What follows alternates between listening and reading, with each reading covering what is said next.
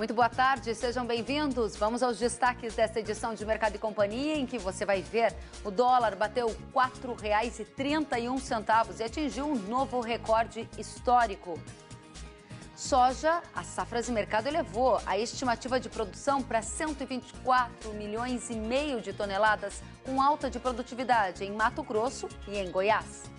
E nesta edição, os produtores rurais relatam o avanço dos trabalhos de campo com plantio e colheita ganhando fôlego pelo Brasil. E você vai ver também que o Supremo Tribunal Federal adiou o julgamento do recurso que pede o fim da cobrança de fundo rural sobre as exportações indiretas. Tudo isso e mais, agora o Mercado e Companhia já está no ar. Com a produtividade acima do esperado em Mato Grosso e em Goiás, os produtores de soja do Brasil devem colher mais de 124 milhões de toneladas do grão na temporada 2019-2020. A estimativa, que indica um aumento de 4% na comparação com o ciclo anterior, é quase 1.000 toneladas a mais na comparação com o relatório divulgado em janeiro pela consultoria. A produção brasileira de soja na safra 2019-2020 deve atingir um recorde de 124.554.000 toneladas, segundo estimativa da Safras e Mercado. O volume é 4,4% superior na comparação com o ciclo anterior e quase 1.000 toneladas a mais em relação à projeção do relatório de janeiro. De acordo com a Safras e Mercado, as produtividades acima do esperado em Mato Grosso e em Goiás puxaram o ajuste na estimativa de produção. Vamos já analisar estes dados com a Safras e Mercado. Recebo agora o Luiz Fernando Gutierrez, que analisa, de um lado, esse relatório inédito que está sendo divulgado para a nossa audiência, com um novo número de patamar recorde para a safra de soja. E, na sequência, a gente parte também para a análise de comercialização com esse dólar num patamar histórico. Luiz Fernando Gutierrez, o que acontece com a produtividade de Goiás e Mato Grosso, hein? Boa tarde, Kelly. Boa tarde a todos. Obrigado pelo convite mais uma vez. A verdade, Kelly, é que a gente acompanhando a colheita agora, que embora esteja em um ritmo mais lento em nível Brasil, ela está revelando produtividades aí acima do esperado, e aí a gente se destacou principalmente no Mato Grosso e em Goiás.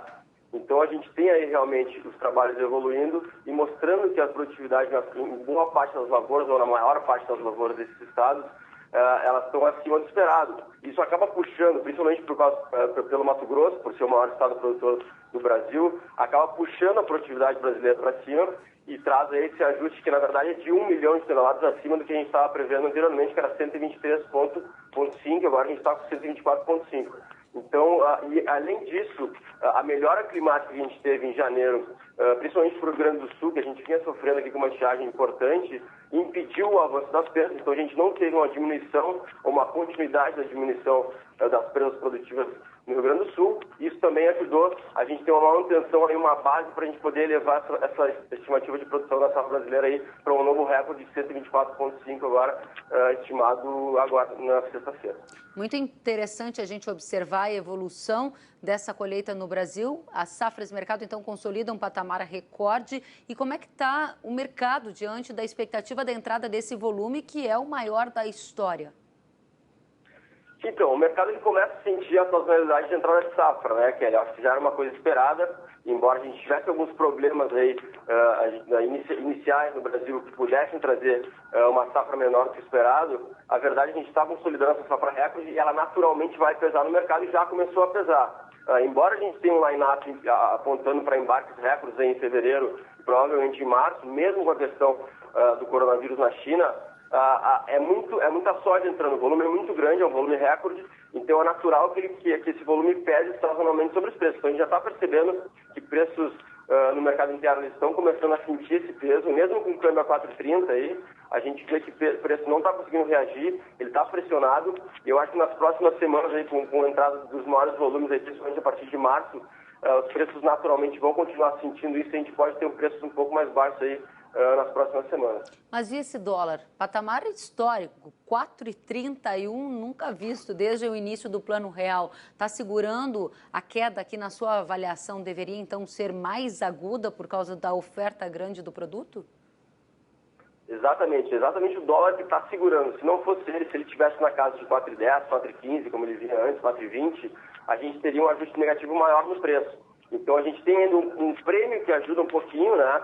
Que ainda não caiu como deveria ou como deve cair pela entrada da safra, mas principalmente o câmbio está impedindo que o preço caia mais.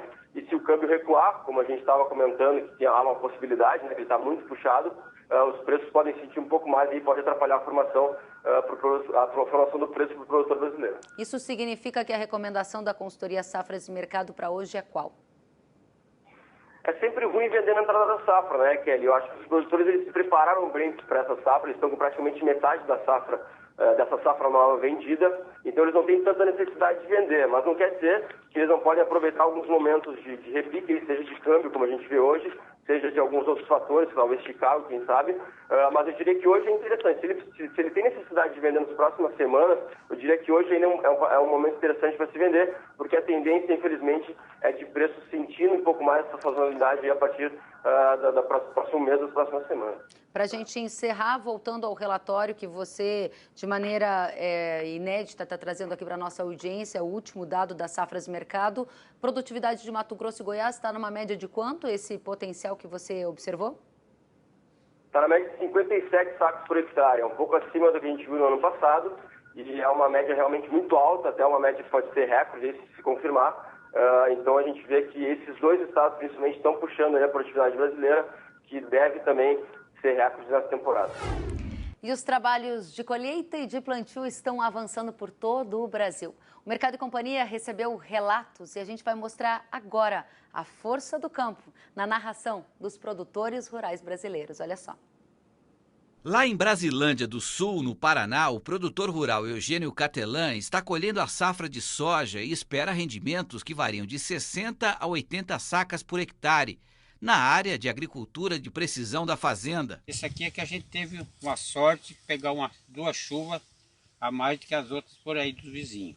Então, dá para você ver aí que a lavoura, a altura dela, a quantidade de vagem é muito grande. Ainda no Paraná, em Guaíra, o produtor rural Silvanir Rossetti mostra o ritmo intenso dos trabalhos no campo, com colheita de soja e plantio do milho. A colheita está em pleno vapor e o plantio também logo atrás, não dando sossego aí para um descanso para a terra, porque a janela está muito curta e praticamente tem que ser semeado o milho, porque tirando um pouco do risco das geadas.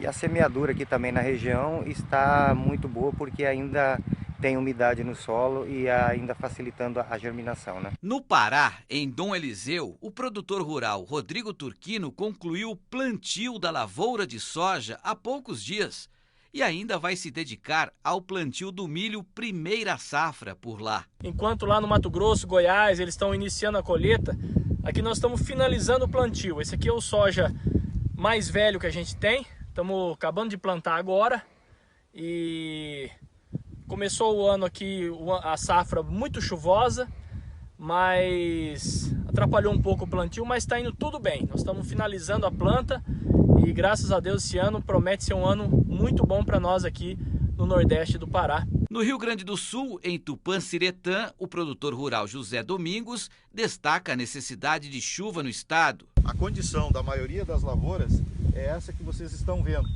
Lavouras onde estão ainda com uma parte vegetativa sustentável e necessitando muito de chuva.